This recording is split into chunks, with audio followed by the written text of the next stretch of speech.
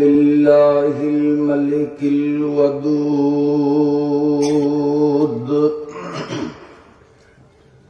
مالك الملك موسع للعطاء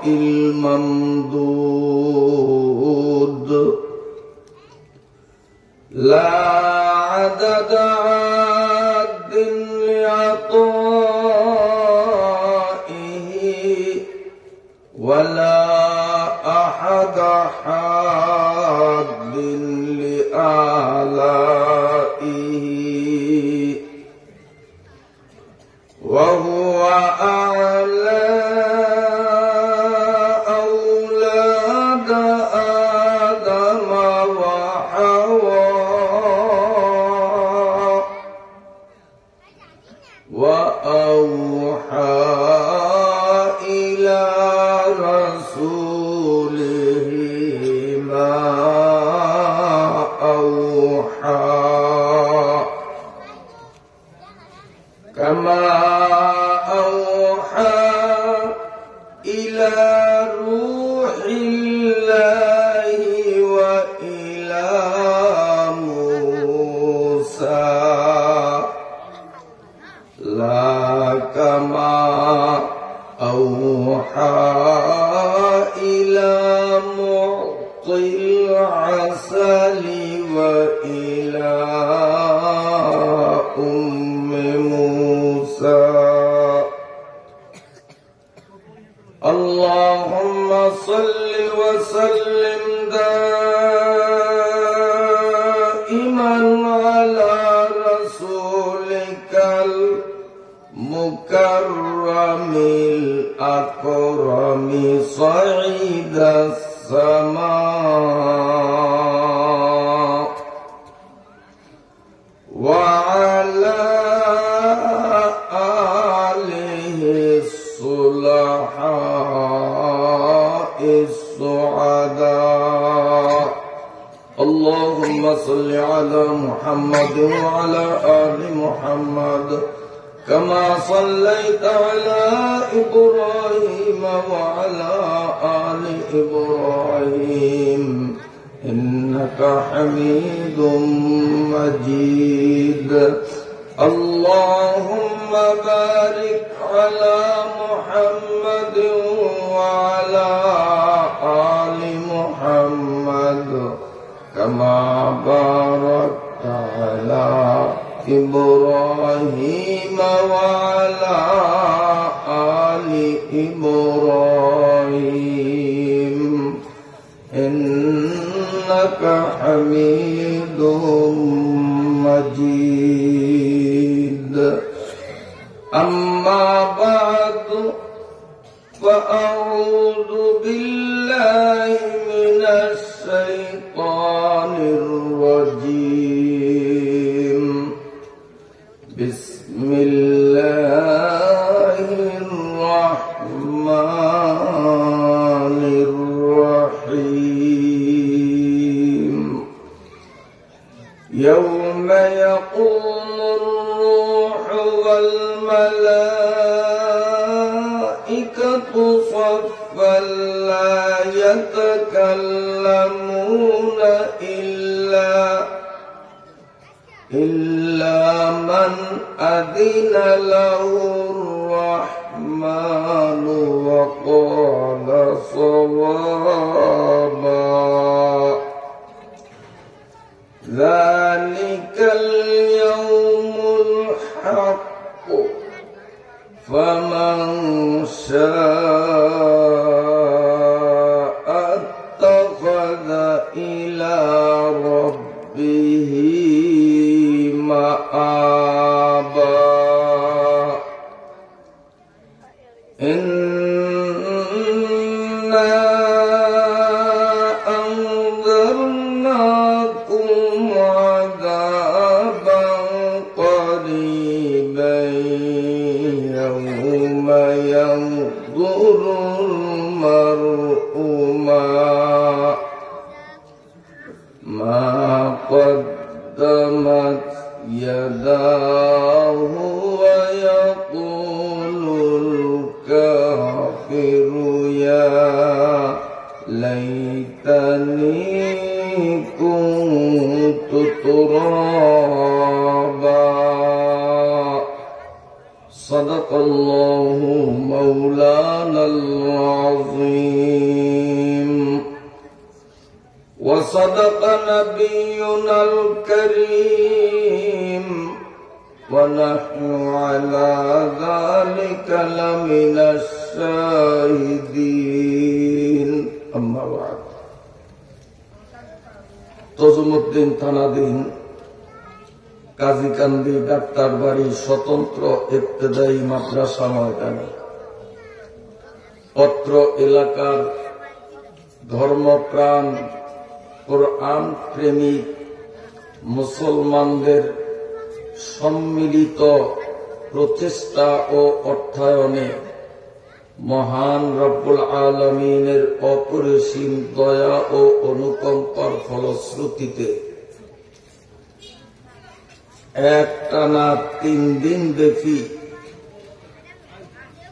তাফসীরুল কোরআন মাহফিলের 23তম তাফসীরুল কোরআন মাহফিলের আজ দ্বিতীয় দিন 13ই জানুয়ারি 2025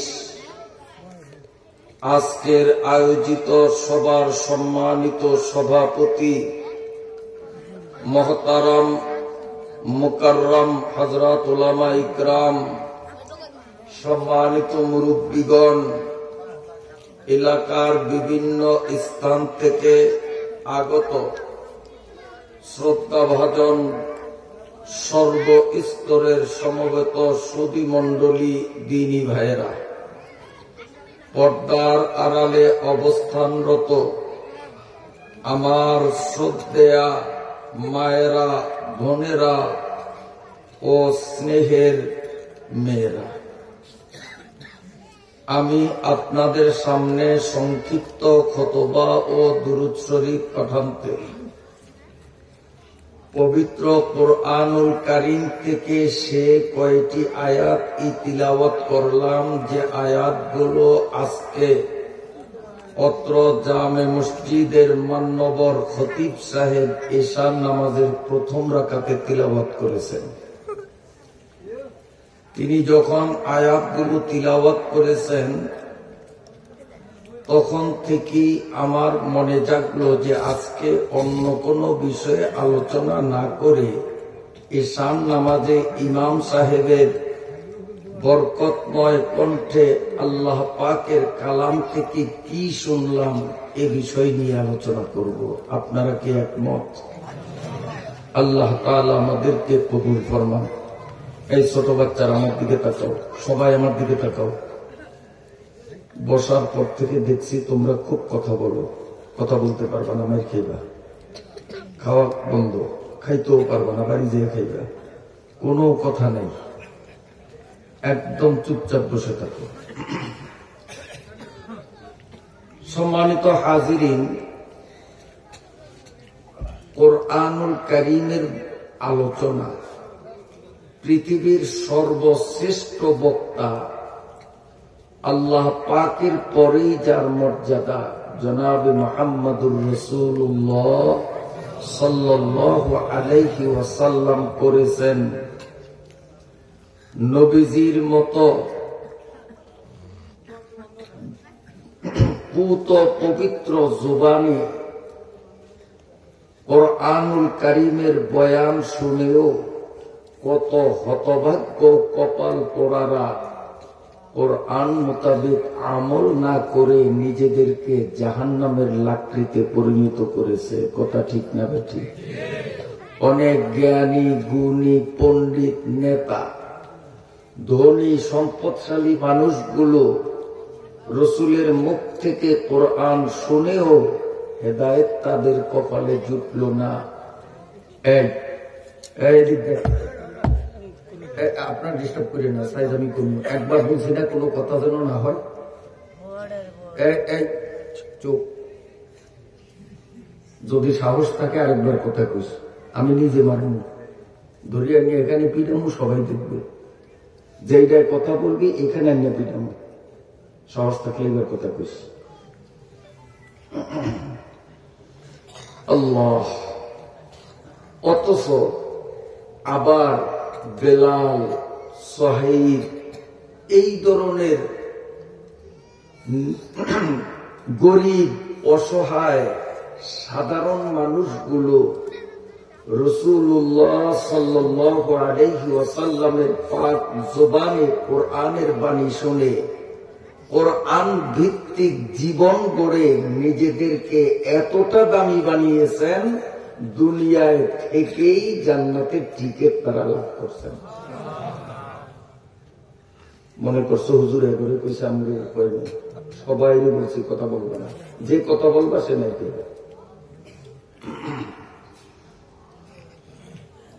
আমরা আজকে সিদ্ধান্ত নিতে হবে যে কোরআনের বাণী শোনার পরে যদি এই শোনা পর্যন্তই থাকে, মানার জগতে না যাই তো আবু জেহেল পার্টি, আর যদি শোনার পরে মানার জগতে আসি তাহলে আবু বকর ওমরের পার্টি। কোন পার্টিতে থাকবো? কোন পার্টিতে? মান তাসাব্বাহা বিকাউমিন ফাহুয়া মিনহুম। আল্লাহর রাসূল বলেছেন, এই পৃথিবীতে যার সাথে যার মিল হবে হাসরের মাঠে সে তার সাথেই উঠবে। তো আবু জেহেল পার্টি যারা, তারা কোরআনের বয়ান শুনছে, মানে নাই। আর আবু বকর ওমর এই পার্টি শুনছে, মানছে। তো আমরা যদি শুধু শুনি না মানি, কোন দলে যাওয়া লাগবে? কথা কন। আবু জেহেল। আবু জেহেলের ঠিকানা জান্নাত বড়ডা না? কোথায়? চির জাহান্নামী। আর আবু বকর ওমর ওসমান দুনিয়াতে থেকেই জান্নাতের সার্টিফিকেট পাইছেন। তো আমরা সাহাবাদের দলে থাকবো না আবু জেহেলের দলে যাব? তাহলে প্রথমেই সিদ্ধান্ত নিতে হবে কোরআনের কথা বলবো, শুনবো, মানার নিয়তে। ঠিক আছে? সবাই একমত হইতে পারি? ওয়াজো তো শুনতে हैं लेकिन हम अमल करते नहीं, वाजो तो सुनते हैं लेकिन हम अमल करते नहीं, गर अमल करते तो हम पर दिन बुरे आते नहीं। ওয়াজ শুধু শুনি, মানি না, যার কারণে আজ মুসলমানের অধঃপতন।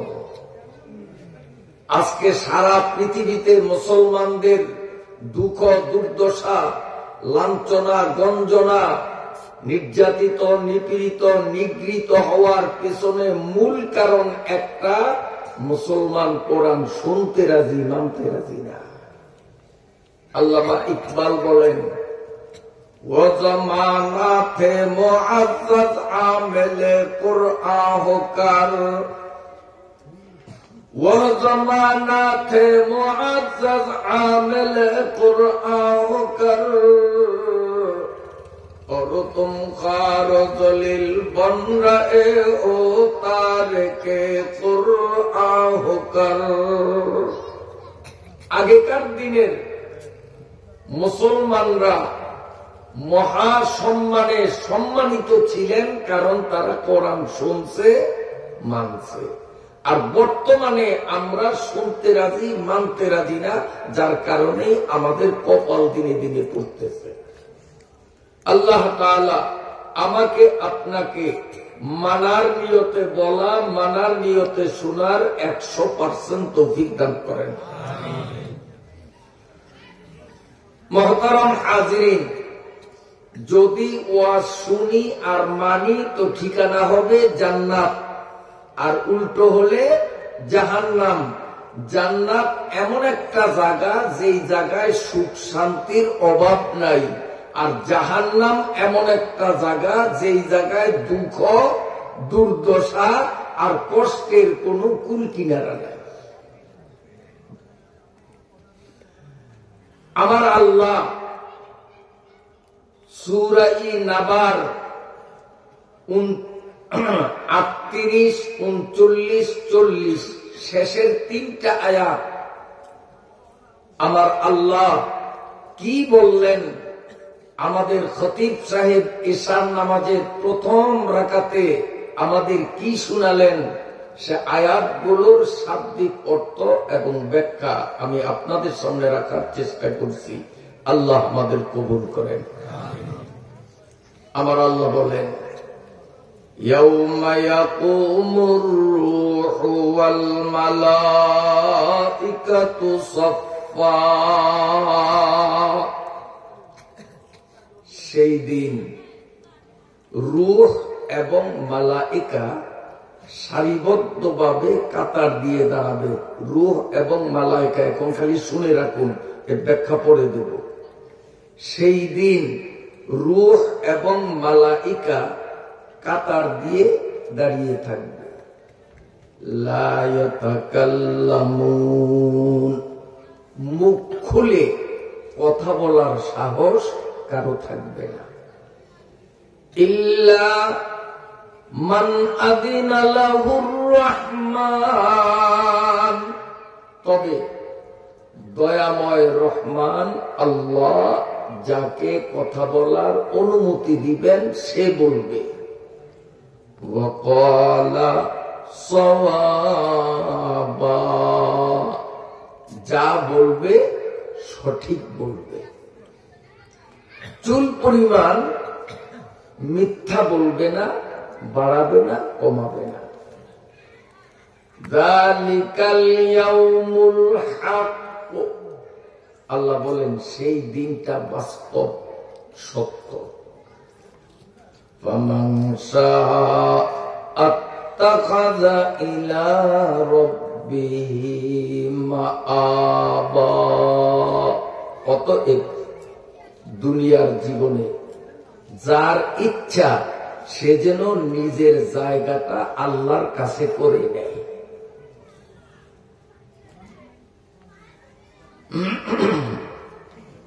এরপর কিনা, ইন্না আনযারনাকুম আযাবান করিবা, নিশ্চয়ই আমি ভয় দেখিয়েছি তোমাদেরকে নিকটবর্তী আগমনকারী এক ভয়াবহ শাস্তির। ইয়াউমা ইয়ানদুরুল মার'উ মা কদ্দামাত ইয়াদা, সেদিন প্রতিটি মানুষ তার নিজের সারা জীবনের কর্মফল হাতে পাবে। ওয়া ইয়াকুলুল কাফিরু ইয়া লাইতানি কুনতু তুরাবা, আর কাফিরগণ বলবে, আহ যদি মাটি হয়ে যেতাম। এ হলো আয়াত 3টির সূরা-ই নাবার শেষোক্ত 3টি আয়াতে কারিমার মোটামুটি শাব্দিক বাংলা অর্থ। এবার আসুন ব্যাখ্যা। যেদিন আল্লাহর অনুমতি ছাড়া কেউ কথা বলার সাহস পাবে না, শক্তি পাবে না, সেদিন রূহ এবং মালাইকা কাতার দিয়ে দাঁড়াবে। আমরা নামাজে যেমন কাতারে দাঁড়াই, এভাবে কাতারে দাঁড়াবে। রূহের ব্যাখ্যাটা একটু পরে দেব, মালাইকার ব্যাখ্যাটা আগে দেব। মালাইকার ব্যাখ্যাটা বুঝলে রূহ শব্দের ব্যাখ্যা বোঝাটা আমাদের সকলের জন্যই আশা করি অনেকটা সহজবোধ্য হবে ইনশাআল্লাহ। মালাইকা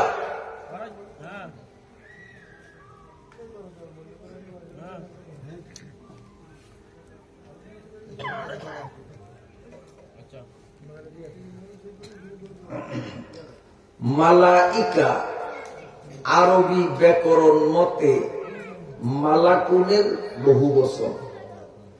মালাকুন শব্দের অর্থ ফিরিস্তা, মালাইকার অর্থ হলো সকল ফিরিস্তা, ফিরিস্তাগণ। এখন ফিরিস্তা কাকে বলে? জিসমুন নূরানিয়ুন ইয়াতাশাক্কালু বিআশকালিন মুখতালিফা লা ইয়াকুলু ওয়া লা ইয়াশরাবু ওয়া লা ইয়াতাযাক্কারু ওয়া লা ইয়াতাআন্নাসু ওয়ালা ইয়াসিল্লাহ কত, এ হলো ফেরেশতার অর্থ। মানে এমন এক জাতি আল্লাহর সৃষ্টি যাদেরকে আল্লাহ তৈরি করেছেন নূর দিয়ে। কি দিয়ে? নূর, নূর। এবং এদের এমন একটা ক্ষমতা, এরা যখন যেমন খুশি তেমন সুরত ধরতে পারে। কোন একজন ফেরেশতা হুবহু আমার সুরত ধরে এখানে পাশের চেয়ারে বসলে আপনারা ঠিক পাবেন না অরিজিনাল নবী ভুরি কে। হুবহু 100 একবারে আমার সুরত ধরতে পারবে, আপনার সুরত ধরতে পারবে, কুকুরের সুরত ধরতে পারবে, ছাগলের সুরত ধরতে পারবে, গরুর সুরত ধরতে পারবে। যখন যেমন খুশি তেমন আকৃতি তারা ধরতে পারে। খায় না, পান করে না। তাদের মধ্যে নারীও নাই, পুরুষও নাই। যৌন ক্ষমতা কারে কয় তারা বোঝেই না। ওয়ালা ইয়াসিল্লাহ কত, এবং জন্ম থেকে নিয়ে মৃত্যু পর্যন্ত ফেরেশতাদেরও মৃত্যু হবে। পৃথিবী যেদিন ইসরাফিলের সিংহায় ধ্বংস হয়ে যাবে সেদিন সকল ফেরেশতাদেরও মরণ হবে, স্বয়ং ইসরাফিলেরও মৃত্যু হবে। তো জন্ম থেকে নিয়ে মৃত্যু পর্যন্ত 1 সেকেন্ডের জন্য ফেরেশতারা আল্লাহ পাকের হুকুম অমান্য করে না। এই হলো ফেরেশতার পরিচয়। এইরকম অসংখ্য অগণিত ফেরেশতা আল্লাহ রাব্বুল আলামিন তৈরি করছেন। আমি আপনি যখন ঘুমাই, খুব খেয়াল করেন, ঘুমে অচেতন, কানে কি তুলা দিয়ে রাখি, নাক কিভাবে বেঁধে রাখি, কথা বলেন, নাকের ফুটাও খোলা, কানের ছিদ্রও ফুটা, ফুটাটাও খোলা, কিন্তু জীবনে এমন কথা কি কেউ শুনছেন যে অমুকে ঘুমে অচেতন, এই সুযোগে পিঁপড়া তার কানে ঢুকছে, নাকে কোনো পোকা ঢুকছে? আপনারা শুনছেন? কেন? তখন তো আমাদের হুঁশ থাকে না, আমরা বাধা দেওয়ার মতো এই আমাদের মধ্যে তখন সুযোগ থাকে না। ইচ্ছে করলে তো পোকামাকড় গুলো এই খোলা পথ দিয়া ভিতরে ঢুকি আমাদের ক্ষতি করলে করতে পারত, কিন্তু জীবনে ঢুকছে এমন কোন খবর আমরা পাই না। কারণ ওই যে আল্লাহ অসংখ্য ফেরেশতা বানিয়েছেন, একদল ফেরেশতাদের দায়িত্ব হলো আমরা যখন ঘুমাই তখন আমাদের নাকের ডগায় বসে থাকে, আরেক দল ফেরেশতা আমাদের কানের এই ছিদ্রের মুখে বসে থাকে, যাতে করে আল্লাহর কোন ঘুমন্ত বান্দার নাক এবং কান দিয়ে কোন পোকামাকড় ঢুকতে না পারে। আল্লাহ তাআলা ফেরেশতার হেফাজতে, ফেরেশতার পাহারাদারিতে আমাকে আপনাকে আরামসে ঘুমাইবার ব্যবস্থা করলেন। আর আরামে ঘুমাবার পর ঘুম থেকে জাগিয়া সেই মাওলার সামনে যদি আমার কপালটা না নোয়াই, ফজরের নামাজ, জোহরের নামাজ, আসরের নামাজ, মাগরিবের এশার নামাজ যদি না পড়ি, তাহলে তার মতো নিমক হারাম আল্লাহর জগতে আর কেউ হয় না।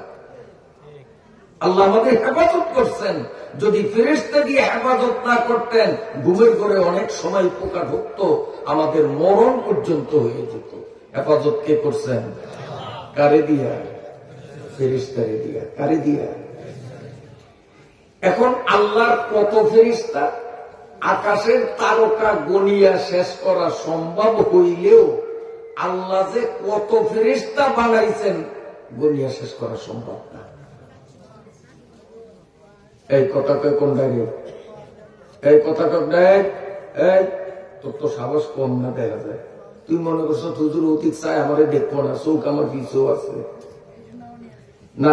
আপনারা কিছু করেন না, সাইজ আমি করবো, একটারে পিডান দেবো, দেখবেন সব কটা সোজা হইব। একবারে নিজে নামিয়া ধরিয়া আনিয়া গেড়ি ধরিয়ে গাছ থাকবে মেহনত সবাই দেখবো।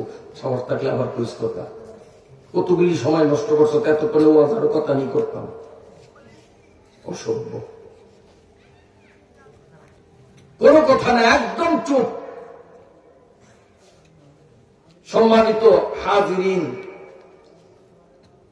আল্লাহ পাক যত ফেরেশতা বানাইলেন তাদের মধ্যে 4 জন ফেরেশতা হইল সব ফেরেশতার মুরব্বী, জিব্রাইল, মিকাইল, ইসরাফিল, আরেকজন কয়না ডরি।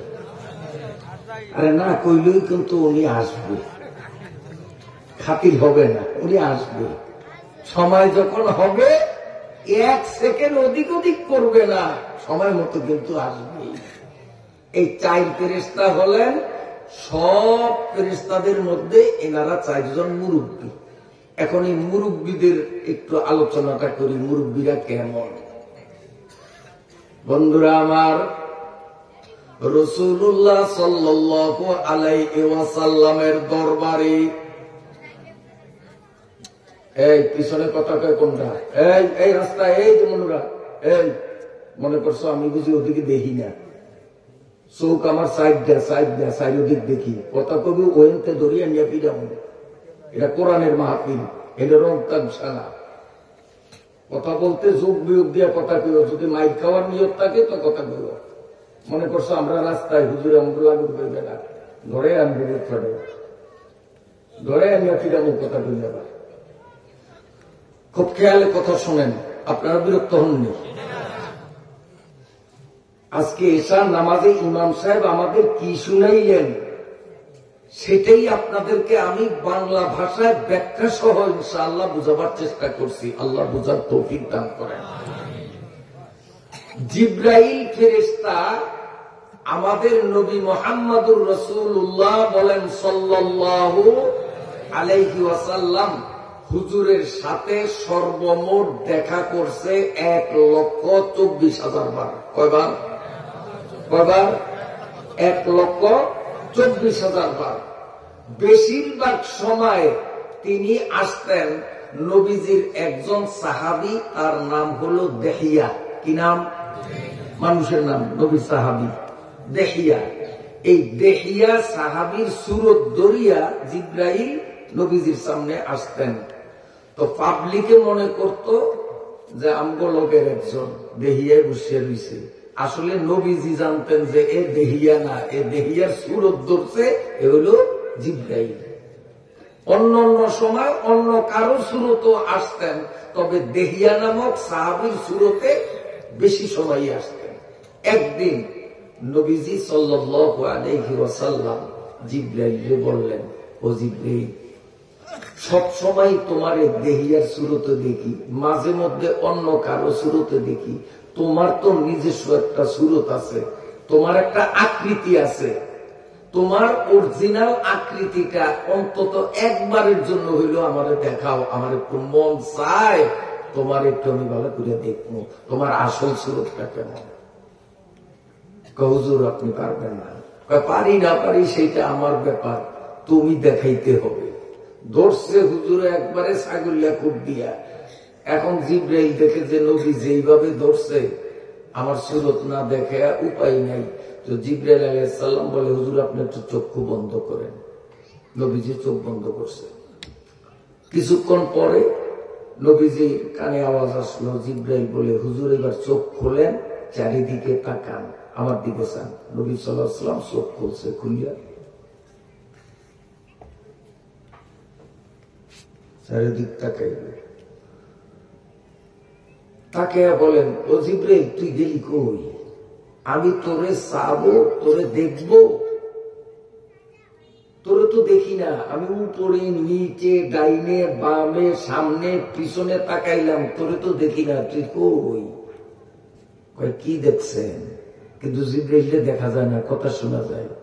কি দেখছেন? আমি তো দেখি একটা পর্দা, একেবারে পর্দার এক মাথা আসমানে, পর্দার আরেক মাথা নিচে, আর পর্দা এইভাবে গোটা পৃথিবীটা তার তলে, যেমন পুরা ময়দানটা আজকে এই শামিয়ানার তলে। তো নবীজি বলেন এইরকম একটা শামিয়ানার মতো, যেটা আকাশের সাথে লাগানো, আরেক মাথা জমিনের সাথে লাগানো, গোটা পৃথিবী তার তলে। আমি তো একটা পর্দা দেখি, আর কিচ্ছু দেখি না। জিব্রাইল কয়, নবী গো, আকাশে পাখিরা যেমন দুইটা পাখা নাড়িয়া নাড়িয়া ওড়ে, আমি জিব্রাইলকেও ওড়ার জন্য আমার আল্লাহ আমার শরীরে সর্বমোট পাখা দিয়েছেন 600। আমি 600 পাখা নাড়িয়া উড়ি। অন্য এক হাদিসে আছে, রাসূলুল্লাহ সাল্লাল্লাহু আলাইহি ওয়াসাল্লাম বলেন, জিব্রাইলের 600 পাখার প্রতিটা পাখার মধ্যে এত বড় পাওয়ারফুল শক্তি রয়েছে। আমার হাতের দিকে তাকান। এইভাবে যে কোনো একটা পাখা নাড়া দিলে 1 সেকেন্ডের মধ্যে জিব্রাইল 300 বৎসরের দূরত্বে চলে যায়। পাখা নাড়া দিলে 300 বছরের পর যেতে পারে। এখন চিন্তা করেন, 600 পাখা যদি নাড়ে সেকেন্ডে কত কিলোমিটার যাইবে, দুনিয়ার কম্পিউটারও হিসাব দিতে পারবে না। কম্পিউটারের মাথা খারাপ হয়ে যাবে। ইয়া রাসূলুল্লাহ, আকাশে ওড়ার জন্য আমার আল্লাহ আমার শরীরের মধ্যে সর্বমোট 600 পাখা দিয়েছেন। আপনি যে আকাশ থেকে জমিন পর্যন্ত, পৃথিবীর পূর্ব থেকে পশ্চিম, উত্তর থেকে দক্ষিণ পর্যন্ত যেটি পর্দার মতো দেখছেন, এটি কোনো পর্দা নয়। আমার 600 পাখার কেবলমাত্র একটা পাখারে আমি একটু খুললাম, কিন্তু তাও আসমান জমিনের মাঝে আমার পুরা পাখাটা খোলার জায়গা পাই না। আমার একটা পাখা মেলার মতো জায়গা আসমান জমিনের মধ্যে হয় না। কাজে আমি জিব্রাইলের বডিটা কত বড় অনুমান করতে পারেন। একটা পাখা খোলার জায়গায় যখন দুনিয়াতে নাই, আমার গোটা বডি আপনার সামনে আমি কেমনে দেখাবো? দেখার মতো কোনো সুযোগ নাই। চিন্তা করুন তাহলে জিব্রাইল ফেরেশতার শরীরটা কত বড়। এত বড় ফেরেশতা যে আল্লাহ বানাইলেন, আমার আল্লাহ কত বড়। এই গেল এক ফেরেশতার কথা, জিব্রাইল। এবার আসেন মিকাইল। মিকাইল ফেরেশতার বডিটা কেমন? মেঘনা, পদ্মা, যমুনা, ভারত সাগর, বঙ্গোপসাগর, আটলান্টিক মহাসাগর, আরব সাগর, এক কথায় পৃথিবীর যত নদী, সাগর, খাল, বিল, পুকুর, টিউবওয়েল, সব পানিগুলি যদি মিলাইয়া হযরত মিকাইল ফেরেশতার মাথার উপরে ঢালিয়া দেয়, তো মাথার 4 ভাগের 1 ভাগও ভিজবে না। মাথাটা মনে হয় আমার মাথার মতো। হ্যাঁ, কত বড়! সারা পৃথিবীর সমস্ত পানি মিকাইল ফেরেশতার মাথায় ঢাললে ফেরেশতার মাথার 4 ভাগের 1 ভাগও ভিজবে না। তাহলে মাথাটা কত বড়! এই মাথাটা যেই শরীরের সাথে লাগানো, শরীরটা কত বড়! এত বড় ফেরেশতারে যে আল্লাহ তৈরি করলেন, আমার আল্লাহ কত বড়! जो समझ में आ गया फिर वो खुदा क्यों कर हुआ, जो समझ में आ गया फिर वो खुदा क्यों। তুই যে খাস, ওই যে ওইটা খাইতে না বেশি কানের দ্বারে যায় না, আসলে তো বেয়া তো। কত বড় সাহস! আবার যদি একটা মহিলাস কারিয়া নিয়ে বেগুনের ভাত গুলে দিবে, পাবি না, একটা সব দিয়ে দিবে, গুজা বাড়ি দিয়ে খাবি, চাদরের নিচে রাখবি আর বাইর করবি। আল্লাহ, কি বলতেছিলাম? কথা কয় না। হযরত মিকাইল ফেরেশতা কত বড়! আমার আল্লাহ এত বড় ফেরেশতা বানাইলেন। আরেকজন ফেরেশতার নাম বলছি ইসরাফিল, নাম শুনছেন নি আপনারা? এই ফেরেশতারে বানাইয়া আল্লাহ রাব্বুল আলামিন একটা নলের বাঁশি বানাইছে। নলের বাঁশি চিনেননি আপনারা? এই যে উপরে কয়েকটা ফুটা থাকে, আঙ্গুল দিয়ে ফুটা টিনে এইরকম টিপে আর এখান থেকে ফু দেয়, এক এক ফুটা দিয়া এক এক রকম সাউন্ড বাইর হয়। নলের বাঁশি দেখেন না আপনারা? তো এই নলের বাঁশির মতো একটা বাঁশি আল্লাহ ইসরাফিলের দিয়েছে। ইসরাফিলেরা এই মহলে এখনো দাঁড়িয়ে আছে। কবে আল্লাহ হুকুম দিবে আর উনি ফু দিবে।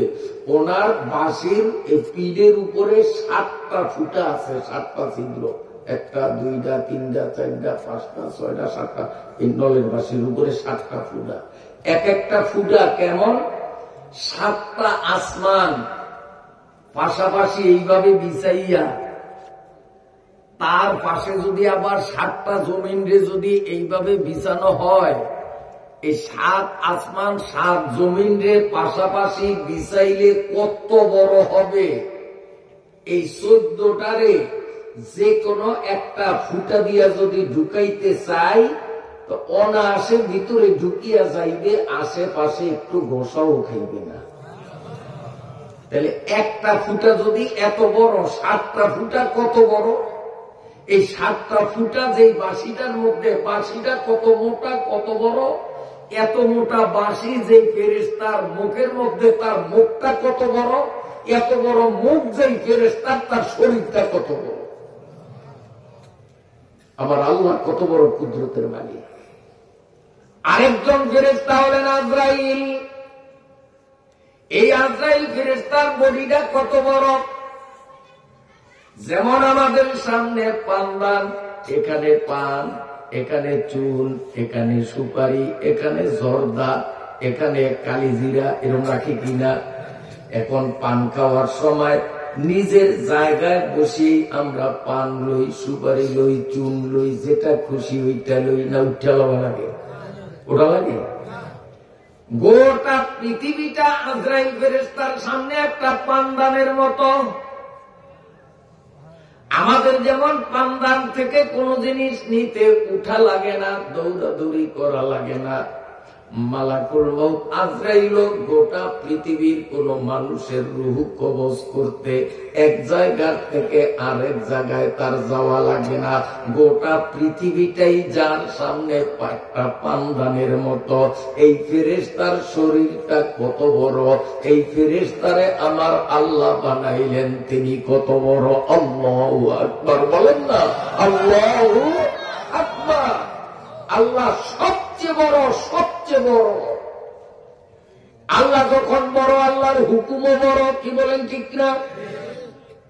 যেমন বর্তমানে প্রশাসনিক ক্ষমতার দিক থেকে ডক্টর ইউনূস সবচেয়ে বড়, অতএব ডক্টর ইউনূসের হুকুমটাও ওই রকম বড়। কি বলেন?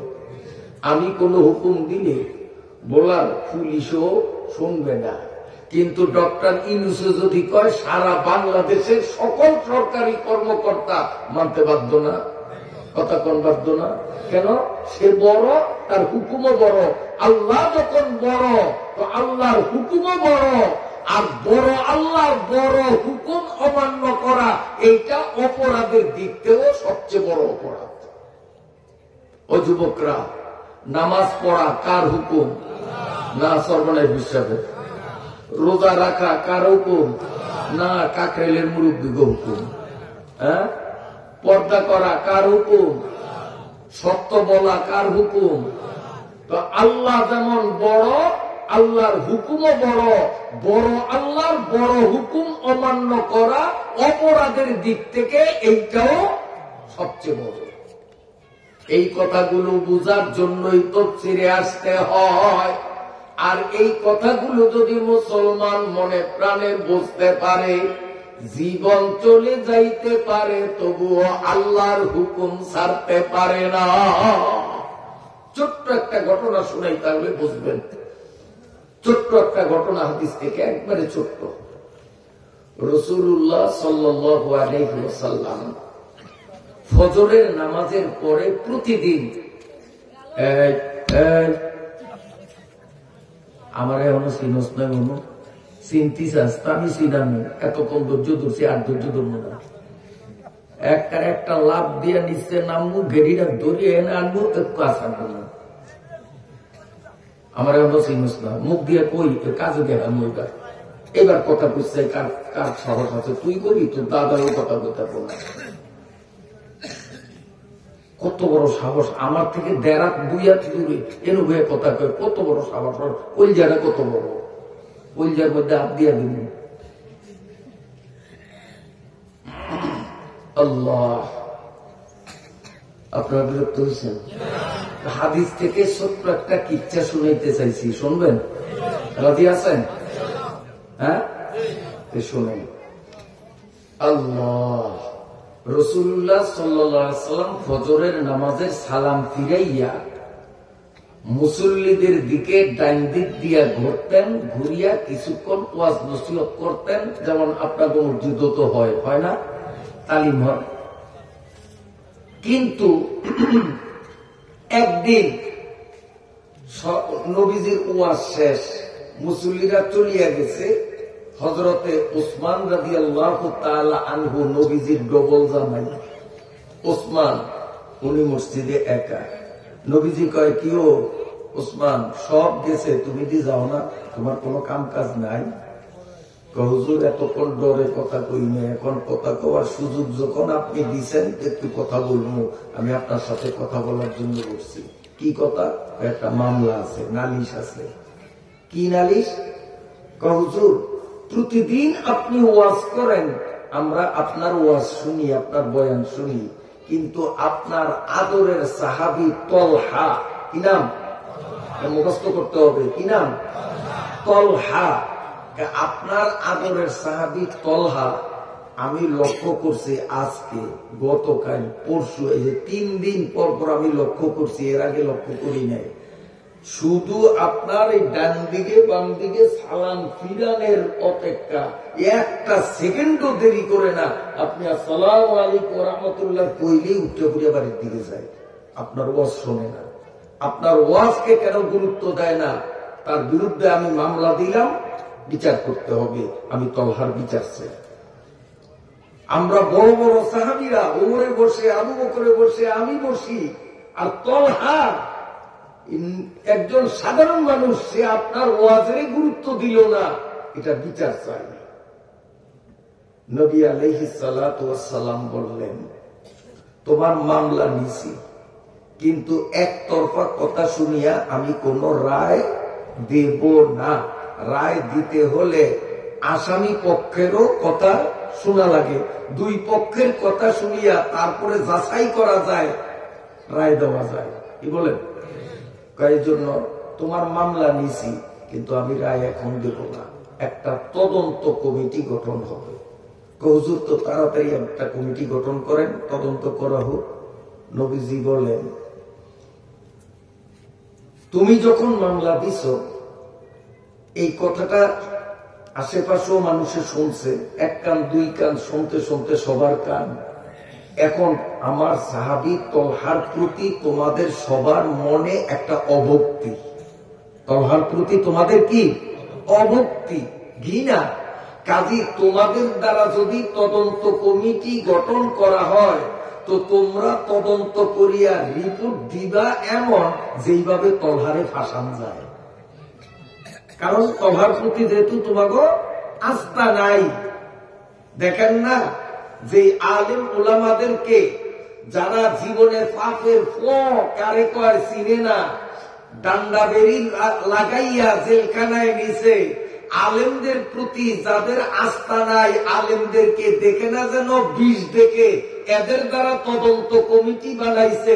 ওই তদন্ত কমিটি তো আলেমের বিরুদ্ধেই রায় দিছে, কিন্তু আজকে সেই রায় গেল কই?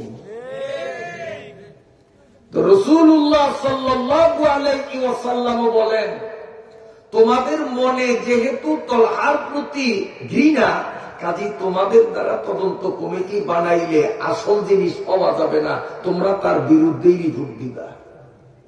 হুজুর কি করবেন? করব মানে তোমাদেরকে নিয়েই তদন্ত কমিটি গঠন করব, তবে তদন্ত কমিটির সভাপতি থাকবো আমি নিজে। নবীজি বলেন আমি নিজে, তাহলে নিরপেক্ষ তদন্ত হবে।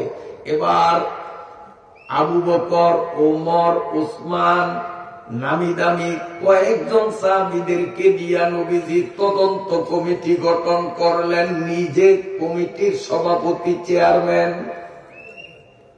সবাই মিলিয়া তলহার বাড়িতে গেল।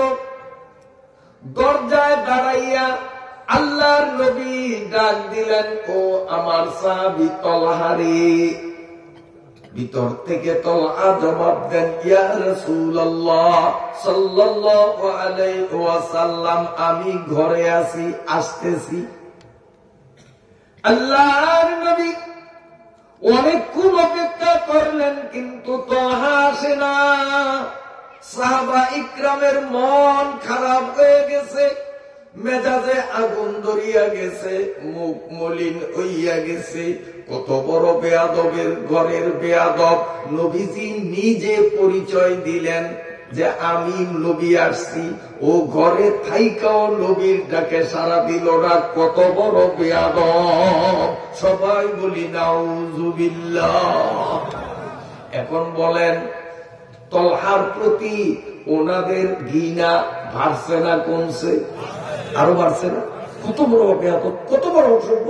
নবী ডাকে, ও ঘরে থাকেও আসে না। দাঁত কিরবিরি দেয়, পায়ে নাজের অনেক কামড়ে আছে গিয়ে লাগে। কিন্তু নবী তো সামনে সভাপতি, ওনার অনুমতি ছাড়া তো অ্যাকশনও নেওয়া যায় না। আল্লাহর নবী এক দীর্ঘ সময় অপেক্ষা করার পরে দ্বিতীয়বার দরজায় থাপ্পড় মারিয়া বললেন, ও তলহা, আমি তোরে ডাকছি, কেন আসো না? ভিতর থেকে তলহা জবাব দেয়, ইয়া রাসূলুল্লাহ, বেয়াদবি মাফ করেন, অপেক্ষা করেন, কিছুক্ষণের মধ্যে আসতেছি। ওই কিছুক্ষণ, সময়ের পরে সময়, সময়ের পরে সময় গড়ায়, তলহা আসে না। দীর্ঘক্ষণ অপেক্ষা করার পরে তৃতীয়বারে আল্লাহর নবী ডাক দিলেন, হে তলহা, কি ব্যাপার? এতক্ষণ পর্যন্ত তোর ঘরের দরজায় আমি দাঁড়ানো, বারবার তোরে ডাকছি, তুই কেন আসলি না? তলহা বলেন, হুজুর, বেয়াদবি মাফ করেন, এই তো আসতেছি। সাহাবাদের ধৈর্যের বান আর কুলাইল না। হযরতে ওমর রাদিয়াল্লাহু তাআলা আনহু বলেন, বুঝছি ওর বিরুদ্ধে মামলা হয়েছে, ভয় পাইছে, তাই সে আসে না। না জানি পিছনের দরজা খুলিয়া আবার পালাইয়া যায়। এই জন্য ওমর রাদিয়াল্লাহু তাআলা আনহু এক দৌড়ে তলহার ঘরের পিছনের দরজার কাছে গেলেন, যাতে পালাইবার সময় তারে গ্রেফতার করা যায়। কিন্তু সেখানে যাইয়া হযরত ওমর রাদিয়াল্লাহু তাআলা আনহু যেই দৃশ্য দেখলেন, দুই চোখের পানি সারিয়া কানতে কানতে নবীজির কাছে আসিয়া বলেন, ইয়া রাসূলুল্লাহ, উসমান তলহার বিরুদ্ধে আপনার আদালতে একটা মামলা দিছে, আমি ওমর আবার দ্বিতীয় মামলা তলহার বিরুদ্ধে দিতে এসেছি। কি তোমার মামলা? ইয়া রাসূলুল্লাহ, ইয়া রাসূলুল্লাহ, কল্লাটা মরে দিয়ে, ইয়া রাসূলুল্লাহ, ইয়া হাবিবাল্লাহ, হুজুর, আমি তলহা পালাই কিনা দেখার জন্য ঘরের পিছনে গেলাম, কিন্তু আশ্চর্য ব্যাপার, তলহার নাবালেক ছোট্ট একটা ছেলে, এখনো ছোট্ট, মোটামুটি কথা বলতে পারে। এই শীতের দিনে ছোট্ট ছেলেটার গায়ে কোনো পোশাক নাই, কাপড় নাই, মাথা থেকে পা পর্যন্ত সম্পূর্ণ উলঙ্গ। মোটা একটা রশি দিয়া তার মাজাটা মোটা একটা গাছের সাথে বাঁধা। ওই নাবালেক অবুঝ বাচ্চা গাছের সাথে বাঁধা অবস্থায় মা মা করিয়া চিল্লায়, আব্বা আব্বা করিয়া ডাকে। মা বাবা দুইটা ঘরে থাকিয়াও কেউ তার কাছে গেল না। এই নিষ্পাপ মাসুম বাচ্চাটারে শীতের মধ্যে দড়ি দিয়া কেন বাঁধলো? মানবাধিকার লঙ্ঘন হয়েছে, আমি এর বিচার চাই।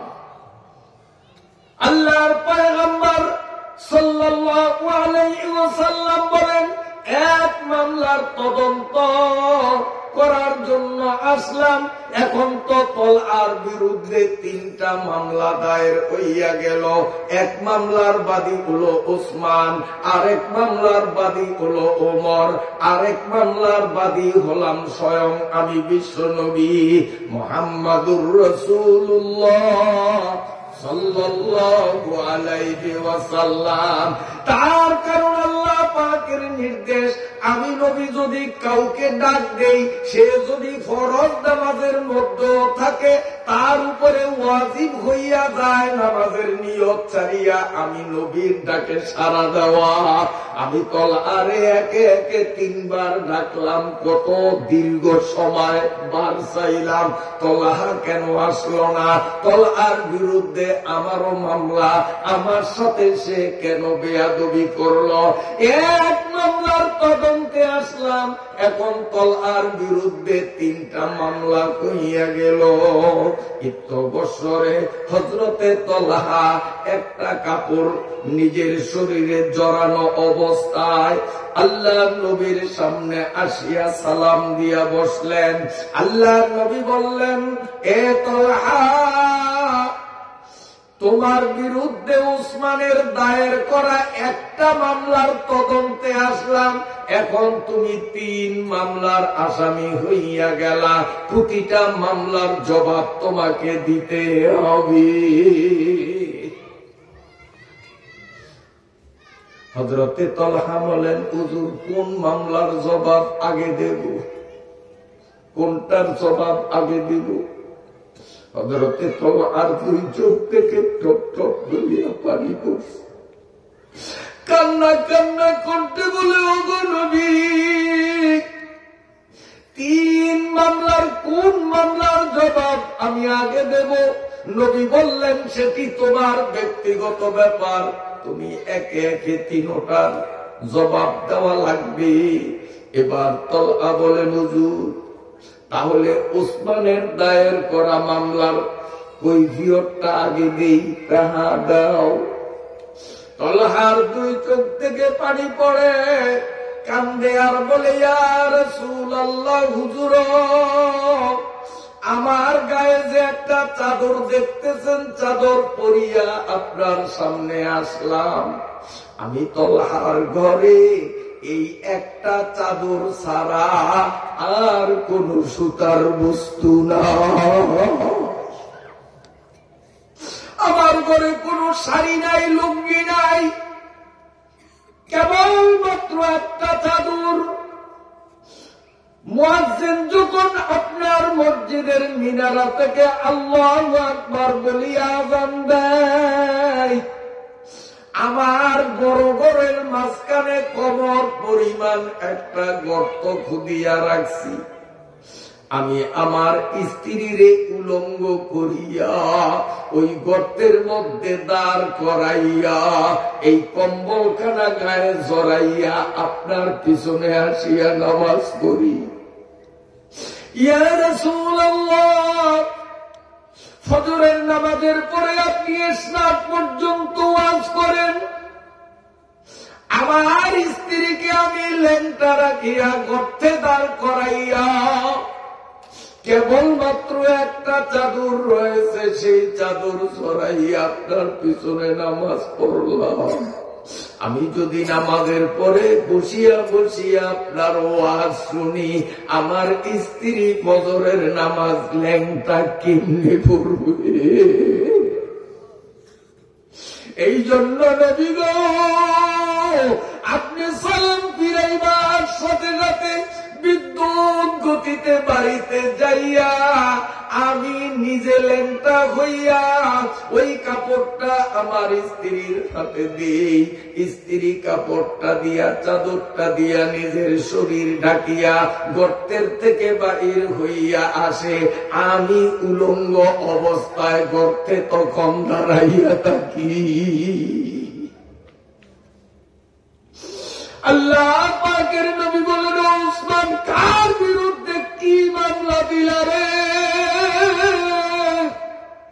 এত বড় অবাবি স্বামী স্ত্রী কেবল নামাজের জন্য দুইজনের মাত্র একটা কাপড়, কার বিরুদ্ধে কি মামলা দিলা? উসমান দুই চোখের পানি চাইরা কয়, ভাই তলহা আমারে মাফ কইরা দে, আমি আসলে ভুল বুঝেছি, আমারে মাফ করিয়া দে। হযরতে তলহাকে আল্লাহর রাসূল প্রশ্ন করেন, তোমার ছোট্ট বুঝ পোলাদারে এই শীতের দিনে তুমি মোটা রশি দিয়া গাছের সাথে কেন বান্ধিয়া রাখলা? হযরতে তলহা গড় গড় করিয়া দুই চোখের পানি ছাড়িয়া কান্দে আর বলে, ইয়া রাসূলুল্লাহ, আমি যখন স্ত্রীর ল্যাংটা অবস্থায় গর্তের মধ্যে দাঁড় করাইয়া চাদরখানা গায়ে পেঁচাইয়া আপনার পিছনে নামাজ পড়তে রওনা দিলাম, আমার স্ত্রী বলে, স্বামী গো, তুমি নামাজে যাইবা, আজকে 3 দিন পর্যন্ত আমাদের চুলায় আগুন জ্বলে না, 3 দিন পর্যন্ত পানি ছাড়া কিছু খাইতে পাই নাই। ইহুদির একটা খেজুর গাছ গোড়া হলো ইহুদির জায়গায়, বাঁকা হইয়া খেজুর গাছের আগাটা আমাদের উঠানে। ইহুদির গাছের খাজুর গুলো 2-4টা করিয়া পাকছে, ওগুলো মাটিতে ঝরিয়া ঝরিয়া পড়ে। তুমি নামাজ পড়তে যাইবা মসজিদে, আমি মহিলা মানুষ উলঙ্গ, আমি থাকবো গর্তের মধ্যে, ছোট্ট মানুষ ক্ষুধার তাড়নায় উঠান থেকে কুড়াইয়া ইহুদির খেজুর খাইবে। কিয়ামতের আদালতে আল্লাহ যদি তোমারে আমারে ধরে, পরের হক কেন নষ্ট করলা, তোমারে কেন সামলাইলা না? আল্লাহর আদালতে সেদিন তুমি আমি তো ঠেইকা যাও। ইয়া রাসূলুল্লাহ, এই কথা শুনিয়া আমি আমার পোলাটারে, ল্যাংটা পোলাটারে কোলে লইয়া আপনার পিছনে নামাজ জামাতের সাথে পড়ার জন্য রওনা দিলাম। কিছু দূর আসার পরে আমার মন আমাকে বলতেছে, তলহা রে, এই অবুজ পোলারে নিয়ে মসজিদে কেন যাও? ওর তো এখনো জ্ঞান বুদ্ধি হয় নাই, হয়তো মসজিদে পেশাব পায়খানা করবে, নতুবা কান্নাকাটি করবে, কিংবা কাতারের মাছ দিয়া দৌড়াদৌড়ি করবে। অতএব এই অবুজ শিশুকে নিয়ে মসজিদে যাওয়া ঠিক হবে না। আমি চিন্তা করলাম, এখন ছেলেরে বাড়িতে রাখিয়া যাব তাও ঠিক না, ইহুদির গাছের খেজুর খাবে, পরের হক নষ্টের মামলায় আমি আসামি হব, আবার নাবালেগ অবুজ শিশুরে মসজিদে নেব, এটাও সম্ভব না। কি করতে পারি? ইয়া রাসূলুল্লাহ, হঠাৎ আমার মাথায় বুদ্ধি আসলো, ঘরে তো একটা রশি আছে, এই রশি দিয়া করে গাছের সাথে বাইন্ধা রাখি, যাতে করে ও ইহুদির গাছের খেজুর খাইতে না। গর্ষে কামরা পাকে দাঁড়িয়ে, গর্ষে কামরা পাকে দাঁড়িয়ে, আল্লাহ মর্দে ইমানদারে বাসি ওয়াসসালাম। এতটা কষ্ট, এতটা অভাব, 3 দিনের উপবাস, তারপরেও নাবালেক বাচ্চায় যেন পরের হক নষ্ট না করে কত শক্ত। আর আমরা খাইয়া পড়িয়া আরামে থাকিয়াও অহরহ পরের হক নষ্ট করিয়া চলছি। আল্লাহ, আমার ভাইরা বাবাজিরা ভালো করিয়া শুনেন, আল্লাহর পয়গম্বর সাল্লাল্লাহু আলাইহি ওয়াসাল্লাম বলেন, কিরে উমর, তোমার মামলার কৈফিয়ত পাইছো কিনা? হযরতে উমর 2 চোখের পানি ছাড়িয়া তলহারে জড়াইয়া বলে, ভাই রে, তুই যে এত কষ্টে আসস, এত অভাবে আসস, কোনদিন তো আমাদের জানাই না, আমারে মাফ কইরা দে, আমি কেন ভুল বুঝিয়া তোর বিরুদ্ধে মামলা দিলাম।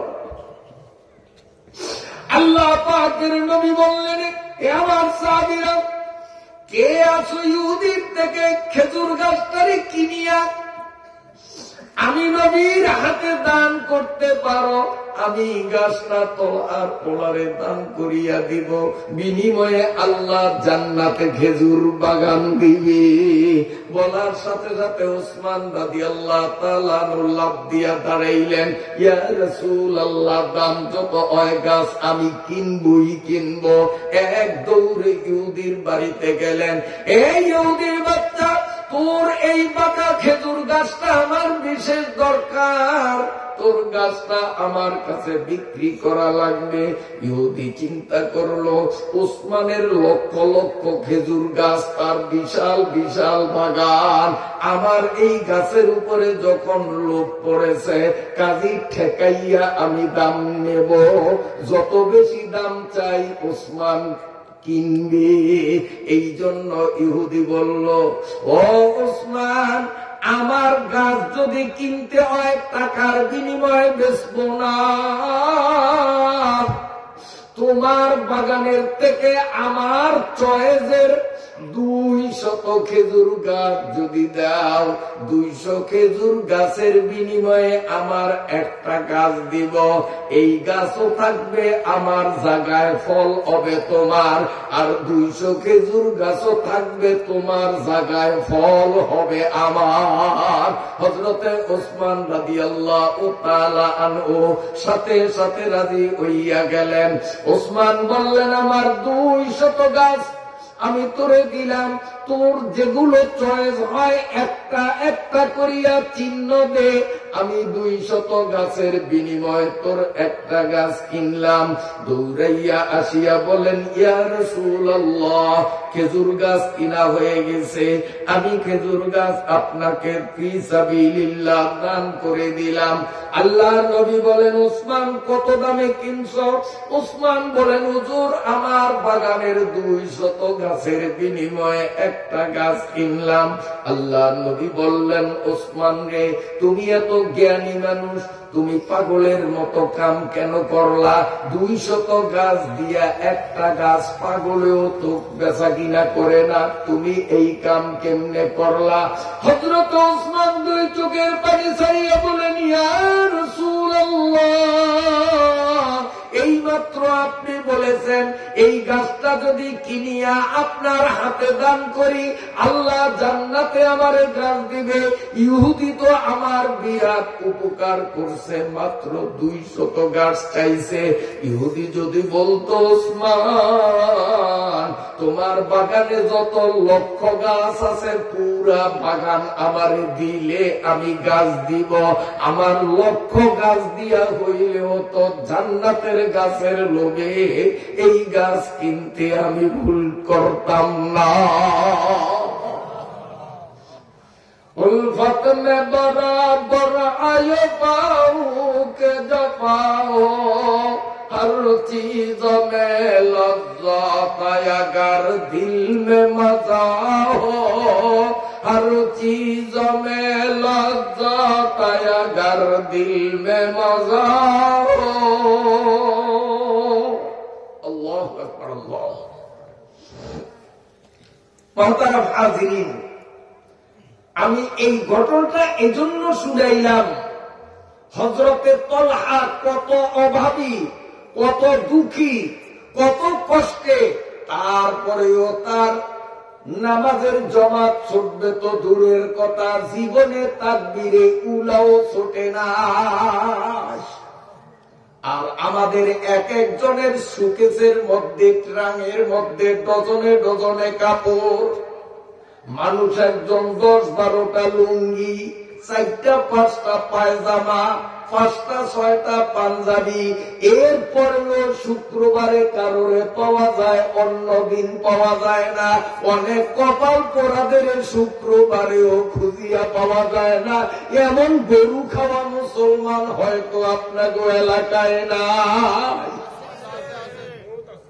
কি জবাব দিবা, কি জবাব দিবা হাসরের মাঠে? ইয়াউমা ইয়াকুমুর রূহু ওয়াল মালাইকাতু সাফফা লা ইয়াতাকাল্লামুনা ইল্লা মান আযিনা লাহুর রাহমান ওয়া ক্বালা সাওয়াবা। ওই ময়দানে মাশরের হিসাব কিতাবের বিশ্বাস তলহার দিলে ছিল। তলহা পাক্কা মুসলমান ছিল, যার কারণে এত কষ্টের মধ্যেও তার নামাজ ছোটে নাই। আর আমরা গরু খাইয়া খাইয়া এমন গরু খাওয়া পাটি হইলাম, নামাজ নাই, রোজা নাই, পর্দা নাই, কুশিদা নাই, উজু গোসল নাই, ঢিলা কুলুপ নাই, সুখ ছাড়ি না, গুট ছাড়ি না, গান বাজনা ছাড়ি না, আকাম কুকাম কোনটা ছাড়ি না। আসলে হাসরের মাঠের বিচারের বিশ্বাস অন্তরে নাই।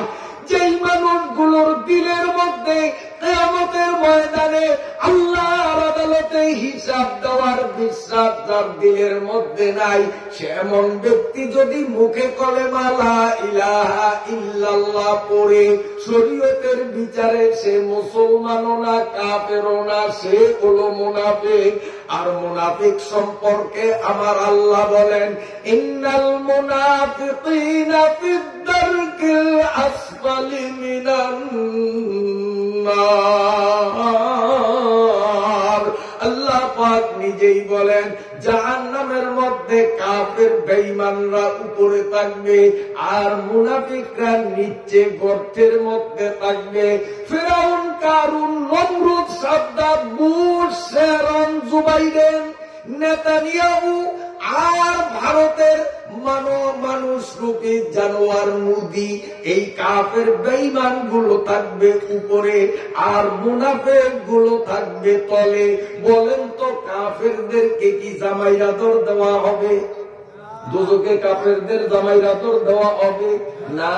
না, পাহাড়ের মতো বড় বড় হাতুড়ি দিয়া যখন কারুন, নমরুদ, সাদ্দাত, ফেরাউন, বুশ, শেরন, মুদি, নেতানিয়াহুর পিঠের উপরে ফেরেশতারা যখন বাড়ি মারবে, ওই হাতুড়ির বাড়ির চোটে নাক দিয়া, কান দিয়া, চোখ দিয়া, মুখ দিয়া রক্ত ঝরতে আরম্ভ করবে, পেশাব ছুটবে, পাতলা পায়খানা ছুটবে। জাহান্নামের আগুন দিয়া কাফেরদেরকে যখন শরীর ছেদ দেওয়া হবে, শরীরগুলো পুড়িয়া শরীর থেকে পচা দুর্গন্ধ পুইজ বাইর হবে। ওই পুইজের গন্ধ সইতে না পারিয়া কাফের বেঈমান গুলো করিয়া বমি করবে। এই পুজ, রক্ত, বমি, আবার বলি পুজ, রক্ত, বমি, পেশাব, পায়খানা, এই যে পাঁচটা জিনিস তরল জাতীয় জিনিস। বলেন তো তরল জাতীয় জিনিসের ধর্ম কি বিমানের মতো উপরে উঠবে না নিচে নামবে? তো যুবকদিন থানার আমার যুবক বাবারা, মুখে যখন কলেমা পড়লা, তাই আমাদের বিশ্বাস দিলে বসাইয়া ইমানদার হওয়া লাগবে। যদি কিয়ামতের বিশ্বাস দিলে না বসাইতে পারো, মুনাফিক হইয়া ওই জাহান্নামের গর্তে যাইতে হবে। আর জাহান্নামের গর্তের মধ্যে কাফের বেঈমানদের গু, মুত, পুজ, বমি, রক্ত, এই পাঁচটা জিনিস গর্তের মধ্যে পড়বে। এই পাঁচ জিনিসের মিশ্রণের শরবত বুঝ মতো খাওয়া লাগবে। যদি ফেরাউনের গুমুত খাইতে মন চায়, যদি মুদির পেশাব আর বমি খাইতে মন চায়, বিশ্ব শয়তান, নরাবন, মানব জাতির কলঙ্ক নেতানিয়াহুর বমি খাইতে যদি মন চায়, বাবা এক ওয়াক্ত নামাজ তোর পড়া লাগবে না। যত মন চায় ফেরেশতারা নাক টিপিয়া করে গুমুত, রক্ত আর মলমূত্রের শরবত খাওয়াইবে। আর যদি চিন্তা করো না, আমি যখন কলেমা পড়লাম, আমি কেন ওই জাহান্নামের গর্তে যাইয়া কাফের বেঈমানের গুমুত কেন খাবো? আমি তো জান্নাতে যাইয়া সালামান তহুরা পান করব, আমি জান্নাতে দুধের নহর পান করব, আমি জান্নাতে মধুর নহর পান করব। তাহলে কিয়ামতের বিশ্বাস দিলে বসাইয়া এখন থেকে 5 ওয়াক্ত নামাজ পড়ার ফাইনাল সিদ্ধান্ত নেওয়া লাগবে কিনা? এই যুবকরা কথা কও, 5 ওয়াক্ত নামাজ পড়ার সিদ্ধান্ত আজকে নেওয়া লাগবে কিনা? কোন কোন যুবকরা রাজি আছে? হাত জাগাও, হাত জাগাও, দাও যুবকরা, তারা মুরব্বীরা দাঁড়াবেন না, যুবকরা দাঁড়াও যারা 5 ওয়াক্ত নামাজ পড়ে।